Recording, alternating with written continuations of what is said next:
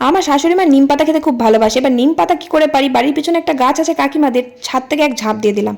আরে ছাদ থেকে নিচে ঝাঁপ দিইনি, ছাদ থেকে কাকিমাদের ছাদে ঝাঁপ দিয়েছি। কাকিমাদের এই ছাদটা নতুনই ঢালাই করেছে। বেশ কয়েকটা নিম পাতা পারলাম, এসে সবাইকে একটু দিয়ে 2-4টে মতন কপালে জুড়লো, দিয়ে ওইগুলো বেগুন দিয়ে শাশুড়িমাকে ভাজা করে দেবো। বাপরে, মাছ মাংস কাড়াকাড়ি করে না, এখানে নিম পাতা কাড়াকাড়ি করে। এত ভালোবাসে খেতে, আমি তো একদম ছুঁয়েও দেখি না, একদম খেতে পারি না তেতো।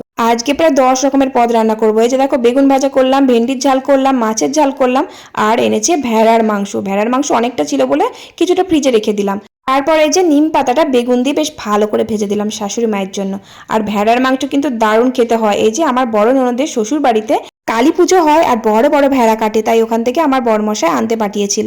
তাই ভেড়ার মাংসটা রান্না করলাম। আর আমগুলো দেখেছো তো, পোড়ালাম উনুনের মধ্যে দিয়ে। আম পোড়া শরবত আমার বড় ছেলে খেতে খুব ভালোবাসে, তাই ওর জন্য শরবত বানিয়ে ফ্রিজে রেখে দিলাম। ব্যাস, মাংস রান্না আমার কমপ্লিট। উফ, মাংসটা জাস্ট ফাটাফাটি হয়েছিল। তোমরা খেয়েছো নাকি ভেড়ার মাংস কখনো? কমেন্ট করো।